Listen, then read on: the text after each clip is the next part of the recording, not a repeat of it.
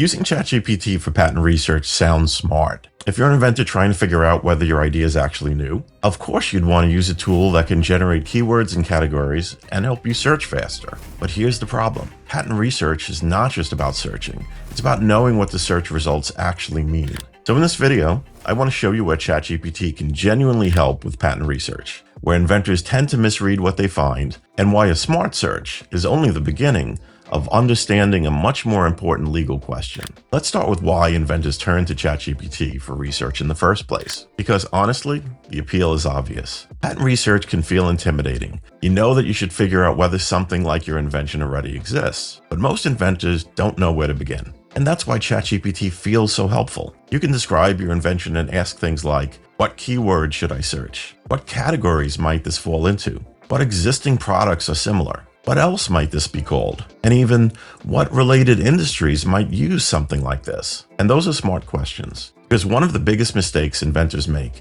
is searching too literally. That's why ChatGPT can be useful at the front end. It can help you expand your vocabulary around your idea. And sometimes that alone makes your research better. So let's give it credit where it deserves credit. ChatGPT can be a helpful research assistant. It can help you to generate alternative search terms, identify functional descriptions, break an invention into smaller components, think through adjacent technologies for connections, look beyond the obvious category, and compare how engineers, marketers, or manufacturers might describe the same idea as yours. And this matters because good patent research often starts through better framing. It helps you realize that inventions shouldn't always be searched by what they're commonly called. They're often uncovered by what they do. So that's a much smarter way to begin. And yes, ChatGPT can help you search more intelligently. But now we get into the more important point. Searching more intelligently is not the same as understanding patentability. Most inventors assume patent research is basically this. Let me see if I could find something that looks like my idea. That sounds reasonable, but that doesn't actually answer the legal question. Because the ultimate legal question is not just, did I see something that looks similar? It should include,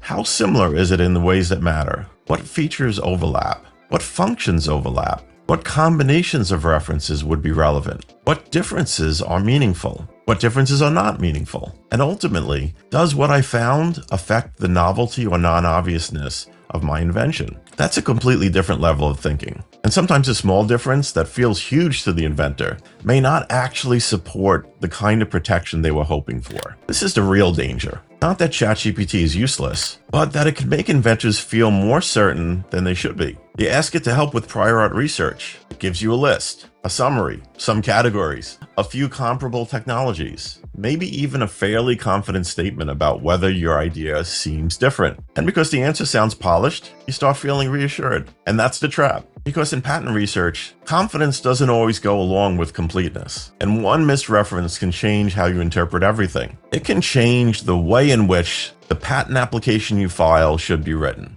And that's one reason why I didn't find anything isn't a strong conclusion. And also, if you didn't find anything, you probably weren't looking in the right place. Because there's always something that's comparable. It's just a matter of how close it ends up being. But once they learn about it, the research phase suddenly looks much more serious. This is where we can separate this video from the first one in the series. A lot of inventors think the research phase is about finding something that looks like a competitive product. But patent research isn't just about product shopping. It's not just, have I seen this on Amazon? Or did I find something close on Google? A product may look similar, but still not answer your patentability question. And as we noted earlier, something that doesn't look very similar at all may still be highly relevant if it discloses a core element or concept that affects your invention. That's why legal relevance matters more than surface resemblance. This is also where the concept of obviousness starts to matter. You may have an invention that's not identically disclosed in one place, in one patent, and that seems promising.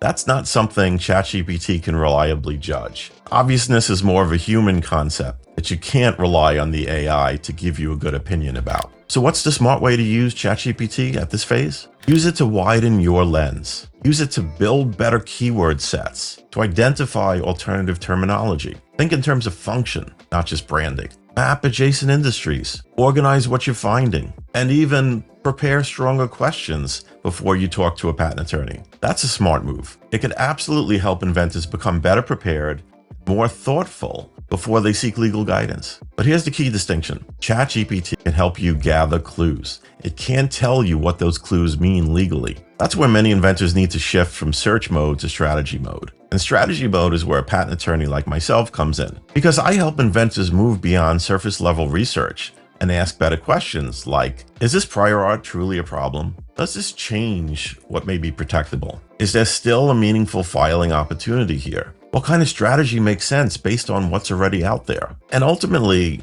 is this invention worth pursuing from a legal standpoint? That's the part that protects inventors from wasting money on the wrong filing or giving up too early based on the wrong assumption about what they're looking at. You're actually doing something many inventors fail to do. You try and investigate before you invest. And that's smart. But the more sophisticated insight is this. Research isn't just discovery. Research is interpretation. And until you understand the legal significance of what you found, you don't really know what position you're in. And that's why this phase matters so much. Not because searching is everything, but because the wrong conclusion at this stage can shape every decision that comes after it. So is using ChatGPT for patent research a smart start or a costly mistake? It's a smart start if you use it to search more intelligently. The real issue is whether you understand what the information means for your invention, for your filing strategy, and for your protection. And that's where myself and my team help inventors make informed legal decisions before they move forward. Use ChatGPT to widen your search. Use Goldstein intellectual property to sharpen your decision. If you found this helpful, subscribe. And if you want to understand what your research actually means before filing a patent, set up a call.